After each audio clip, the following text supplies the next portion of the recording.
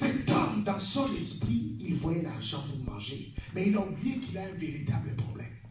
Peut-être ton véritable problème, ce n'est pas la maladie.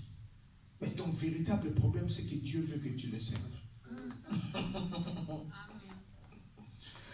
Peut-être ton véritable problème, ce n'est pas que Dieu t'a rejeté ou la pauvreté. Tu cries, Seigneur, donne-moi la voiture, donne-moi l'argent. Dieu se moque de dire, tu es déjà riche. Ton problème à toi, je veux que tu sois obéissant à l'église.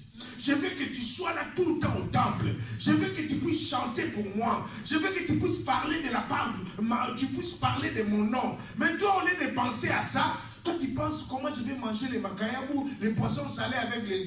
Donc, moi, je te l'ai. Donc, il faut d'abord que tu grandisses. Il y a beaucoup de chrétiens qui sont encore enfants. Et la Bible dit, tant que le chrétien, le héritier est encore enfant, il n'est pas différent de l'esclave. Beaucoup de choses que nous demandons à Dieu, Dieu nous a déjà donné. Mais parce que nous ne savons pas faire sa volonté. Dieu, quand tu fais sa volonté, il va te surprendre. Amen. Quand tu te laisses, tu t'abandonnes entre ses mains, il va te surprendre, il va agir, il va te bénir, il te montrera son amour. Cet homme, il a oublié son vrai problème. Beaucoup de chrétiens oublient leur vrai problème. Ton vrai problème, c'est que tu n'as pas le temps de prière.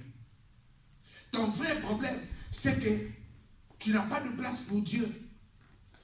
Quand tu regardes la journée à 24 heures, tu as donné à Dieu combien d'heures par jour?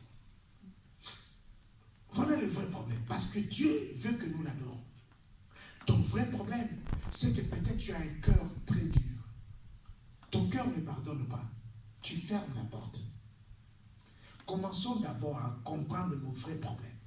Commençons d'abord à comprendre nos vraies faiblesses. C'est alors que Dieu va nous montrer sa grâce, sa gloire. Et il va nous amener dans une autre dimension. Alléluia. Et quand cet homme, il y a beaucoup de gens comme ça. C'est-à-dire, il vient devant Dieu, toujours avec des choses de dehors. Je vais voir ça. Je vais voir ça. Est-ce que tu as arrangé ton intérieur? Pierre a dit, c'est que j'ai. Qu'est-ce que toi tu as?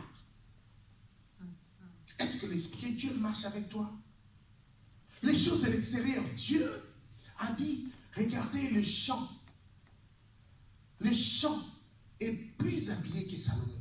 Alors que Salomon était le roi le plus riche du monde. Il dit, moi je nourris les oiseaux, ils ne travaillent pas. Je leur donne à manger chaque jour. Les choses du monde, Dieu peut te les donner. Mais toi, qu'est-ce qui est en toi? Est-ce que tu ne comprends pas que tu ne fais pas la volonté de Dieu? La volonté de Dieu, c'est quoi? D'être un adorateur. La volonté de Dieu, c'est quoi? C'est être tout le temps au temple. La volonté de Dieu, c'est le servir. La volonté de Dieu, c'est marcher dans la sanctification. Marcher dans la crainte de Dieu. Marcher dans la vérité. Ce sont des choses que nous négligeons. Et nous voyons autre chose. Beaucoup de chrétiens sont des chrétiens paralytiques. Ils ont des problèmes. Bien-aimé, quand tu marches pas selon la parole de Dieu, tu es paralytique. Et un chrétien paralytique qui se tient, il étend la main à Dieu. Dieu, donne-moi l'argent. Dieu te dit aujourd'hui que ce qu'il a, il peut te donner pour te faire marcher. Mais prépare la place pour le recevoir. C'est un Dieu qui aime les principes. D'autant que nous avons un principe, marchons avec des principes, reconnaissons sa grandeur. Prenons soin de son travail.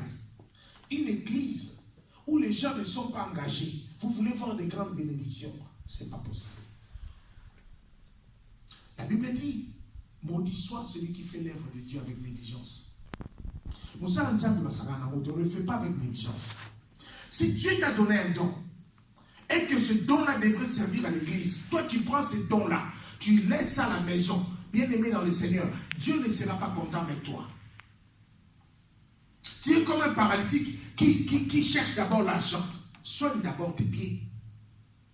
Maintenant, quand Pierre a dit lève-toi et marche, qu'est-ce qui s'est passé? Cet homme qui était tout le temps dehors, il est entré dans le temple. Est-ce que tu peux acclamer le Seigneur? Or, le temple, c'est le lieu sacré de Dieu. C'est là où la présence de Dieu se trouve.